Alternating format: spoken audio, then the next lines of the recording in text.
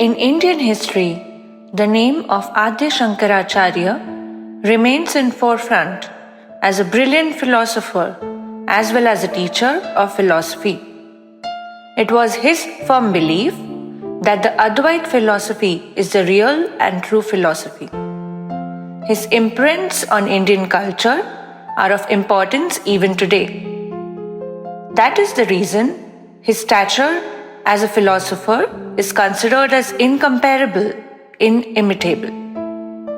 There were many disagreements about specific timeline of his lifespan, but Lokmanya Tilak examined references available in Sringeri Mutt and opined that Acharya lived during 8th century and then proved it right with direct or indirect proofs. Acharya understood that Buddha and his Sangh, his followers, reached to and mingled with people of all strata of society, and therein lies the key to the spread of Buddha Dharma or Buddha religion. He followed the same strategy and wandered all over India along with his disciples and guided common people. Shankar was born in a Nambudri family in Kaldi village of Kerala. Shankar's father was short-lived. Acharya observed very closely the hardships his mother had to undergo. He developed a very close relation with his mother and had deep love for her. With the help of overwhelming intellect, unique grasping capacity, and grand memory, Shankaracharya became expert in the study of 4 Vedas when he was 8-year-old, and at the age of 12 he became expert in all darshan shastras. He completed his primary education in Kanchi, obtained permission from his mother to become a sannyasi, and went in search of Guru. Reached Govind Guru on the banks of river Narmada in Madhya Pradesh. He started his education with Guru's blessings. His thoughts about Advait philosophy or monoism became firm. Guru ordered him to wander throughout the country. He wrote his commentary on Brahma Sutras, Upanishads, and Bhagavad Gita. Visiting various holy places, he reached Kashi Kshetra. He worshipped the original deity, Annapurna Devi, at Kashi and asked for an unbelievable alms. O Mother, Parvati Devi, please enable me to gain knowledge and asceticism. While in Kashi, a remarkable incident took place. One day at dawn, he was going to river for taking a bath. On the way, he met a man who was then considered as belonging to a low caste. Shankar shouted, "Listen, just move away. You are untouchable. Don't touch me." The man gave a peculiar reply which surprised Shankar. The man asked, "Whom are you calling as untouchable? This body or this soul? Our bodies are made up of same material, and the soul residing in the body doesn't become unholy or polluted by anything. Also, the soul is omnipresent. How can it keep distance from one another? So, what is the difference between us?" Shankar thought, and in an instant threw away his ego and bowed down and touched the feet of that man.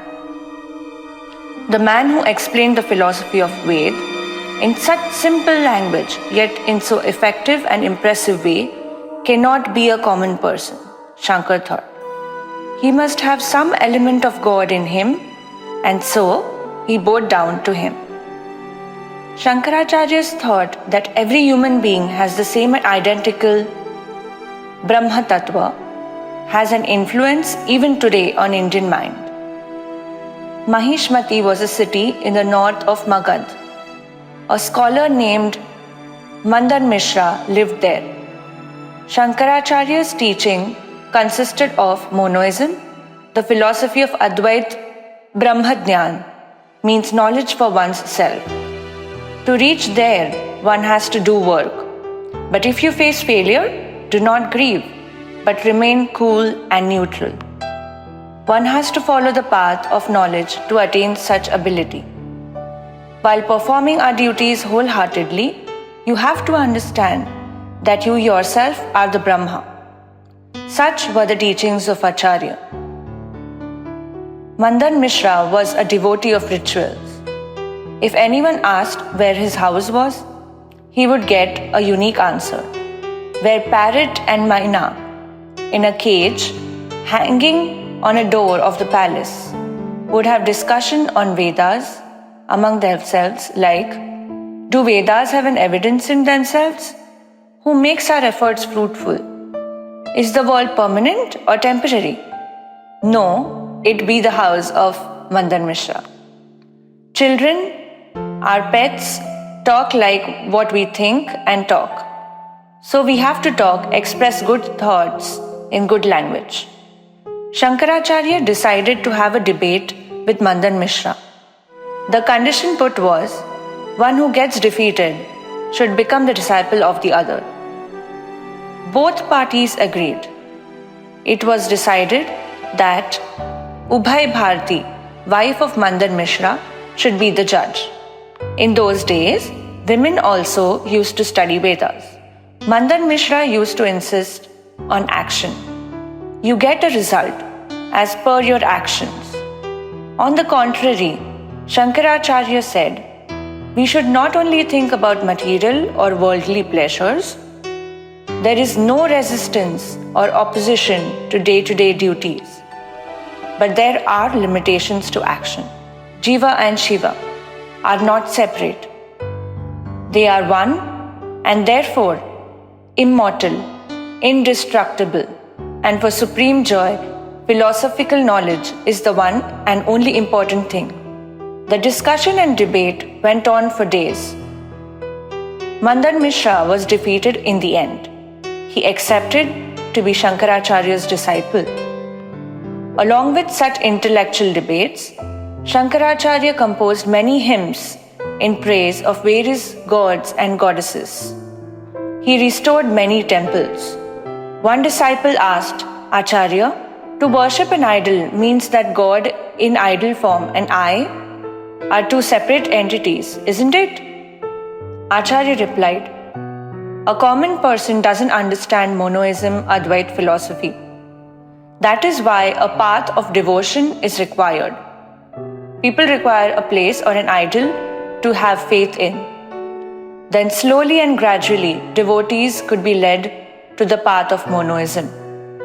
He established 4 monasteries throughout India to teach and propagate monoism or Advait philosophy. In South India, Sringeri Mutt, Govardhan Monastery in East India, Sharda Monastery in Dwarka, and in North India, Jyotir Mutt in Uttarakhand. Moral of the story: life becomes meaningful by acquiring knowledge.